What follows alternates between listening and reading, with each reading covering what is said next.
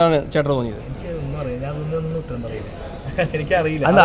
ഒരാൾ കരയുമ്പോൾ അത് ഞാൻ നേരിട്ട് കാണുമ്പോഴേ ഒരാൾ കരയല്ലേ, അപ്പോൾ നമ്മളത് കരയുമ്പോൾ അത് സീരിയസ് ആയിട്ടാണ് നമ്മൾ എടുത്തത്.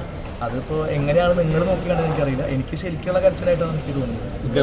അതൊരു ഒരു ഷോ ഓഫ് ആയിട്ടൊന്നും എനിക്ക് തോന്നി. ഞാൻ പറഞ്ഞത് ഇത് എൻ്റെ അഭിപ്രായമാണ്. നാളെ എല്ലാവരും കൂടിയിട്ട് എൻ്റെ മെക്കലേക്ക് കയറിയിട്ടുള്ളത് സത്യം പറയാം. ഇത് എൻ്റെ മാത്രം അഭിപ്രായമാണ്. ആ കരച്ചിൽ ഒരു ഷോ ഓഫ് ആയിട്ട് എനിക്ക് തോന്നിയിട്ടില്ല. അത് നല്ല ആത്മാർത്ഥമായിട്ടുള്ളൊരു കരച്ചിലായിട്ടാണ് എനിക്ക് ഫീൽ ചെയ്തത്.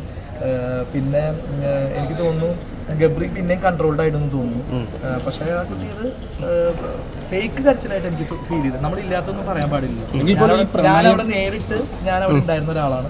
അപ്പോൾ എനിക്ക് ജാസ്മിൻ കരഞ്ഞത് ഒരു ആത്മാർത്ഥമായിട്ട് കരഞ്ഞ ഒരു ഫീലാണ് എനിക്ക്.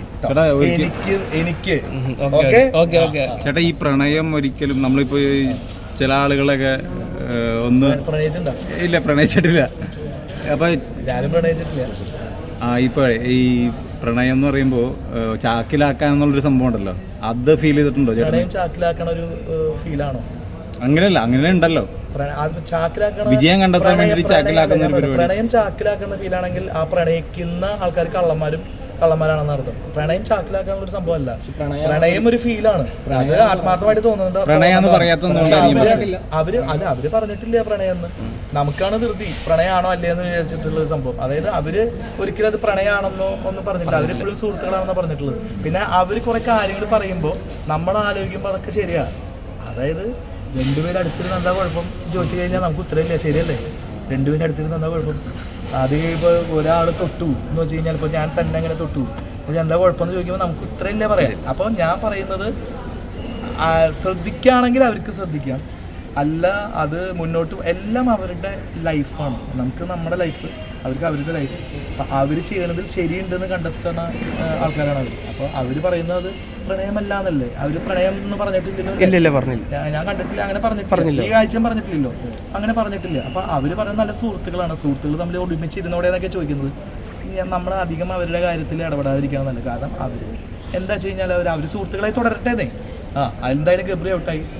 ഗബ്രി ഇപ്പോൾ പുറത്ത് ഭയങ്കര ആക്റ്റീവായിട്ട് നിൽക്കുന്നുണ്ട്. അവർ സുഹൃത്തുക്കളായിട്ട് തുടരട്ടെ. സുഹൃത്തുക്കളായാലും എനിക്ക് കുഴപ്പമില്ല, പ്രേമിച്ചാലും എനിക്ക് കുഴപ്പമില്ല. എന്തായാലും നോ പ്രോബ്ലം. ഇനിയിപ്പോൾ അവർ കല്യാണം കഴിക്കുകയാണെങ്കിൽ ആ കല്യാണം ക്ഷണിച്ചാൽ ഞാൻ പോകും. അങ്ങനെയല്ലടോ, അതൊന്നും അവർ സമ്മതിക്കാത്തോളം കാലം അത്. പിന്നെ ഞാൻ പറയുകയാണെങ്കിൽ അതിൻ്റെ പിന്നാലെ പോകാതിരിക്കാൻ നല്ലത്. കാരണം നമുക്കൊരു ഉത്തരം കിട്ടുന്നതിൻ്റെ പിന്നാലെ പോയിട്ടാണ് കാര്യം. അല്ലാതെ നമ്മൾ ഈ ക്യാമറ നിങ്ങളെല്ലാവരും പിന്നാലെ പ്രണയമാണോ ചോദിച്ച് നടന്നിട്ടോ, ഞാനൊരു 100 വട്ടം പ്രണയമാണ് ചോദിച്ച് നടന്നിട്ടോ കാര്യമില്ല. നമ്മൾ ഉത്തരം കിട്ടുന്ന ചോദ്യങ്ങൾ ചോദിച്ചിട്ട് കാര്യമുള്ളൂ. ഉത്തരം കിട്ടുന്ന ഉറപ്പുണ്ടെങ്കിൽ പോയിട്ട് കാര്യമില്ല. ഇതല്ലാതെ ഇതിന് എനിക്ക് തോന്നുന്നില്ല ഇതിന് പിന്നാലെ കാര്യം തോന്നില്ല. അവരുടെ സ്റ്റാൻഡ് ഉറച്ചു നിൽക്കുകയാണ്. അവർ പ്രണയമല്ല, അവർ സുഹൃത്തുക്കളാണ്. അപ്പോൾ നമുക്ക് ഒരു കാര്യം ചെയ്യാം, അവര് സുഹൃത്തുക്കളായിട്ട് വിടാന്നേ. ഗബ്രി ഔട്ടായി. ഗബ്രി ഇപ്പോൾ ആ ഗെയിം ഞാൻ കണ്ടിടത്തോളം അവൻ ഗെയിമൊക്കെ വിട്ടു, അവൻ അവൻ്റെ കാര്യങ്ങളിൽ ബിസിയായി. അതേപോലെ തന്നെ നമുക്ക് അവര് എന്താണെങ്കിലും അവരുടെ ആ ഒരു കാര്യം അവരുടെ ഒരു രീതിയിൽ അവർ പോയിക്കോട്ടെ. നമുക്കതിൽ ഞാൻ അങ്ങനെ ഇടപെടില്ല. അത് ഗെയിമൊക്കെ കഴിഞ്ഞില്ലേ. ഇപ്പൊ ഹോട്ടൽ ടാസ്ക് ആണ് വരാൻ പോണായിരിക്കും. അറിയില്ല. കളി ചേഞ്ച് ആവും തോന്നുന്നുണ്ടോ? കളി ചേഞ്ച് ആവും. അവിടുത്തെ ഗെയിമേഴ്സ് വിചാരിക്കാതെ കളി ചേഞ്ചാറില്ല. അതായത് എനിക്ക് വേണമെങ്കിൽ ഇപ്പോൾ ഈ തവണ ചെന്നിട്ട് ചേഞ്ച് ആക്കാമായിരുന്നു. പക്ഷേ ഞാൻ പറഞ്ഞില്ലേ, എനിക്ക് ഒരു റെസ്ട്രിക്ഷൻസും കാര്യങ്ങളൊക്കെ ഉണ്ട്. അതിഥിക്ക് ഒരു പരിധിയുണ്ട്. തൻ്റെ വീട്ടിലൊരു അതിഥി കയറി വന്നിട്ട് വലിയ ആളായി കഴിഞ്ഞാൽ താൻ ചോദിക്കും. അതും തൻ്റെ വീട്ടിൽ ഞാൻ എത്ര താമസിച്ചിട്ടുള്ള ഒരാളാണെങ്കിൽ കൂടിയും താൻ ആരാടോ എന്ന് ചോദിച്ചു കഴിഞ്ഞാൽ മറുപടി ഇല്ലെങ്കിൽ പിന്നെ കളിക്കാതിരിക്കുക നല്ലത്. അപ്പോൾ ഒരു അതിഥിക്ക് പരിധി ഉണ്ടായിരുന്നു. ആ പരിധിയിൽ വെച്ചിട്ട് തന്നെയാണ് ഞാൻ കളിച്ചത്.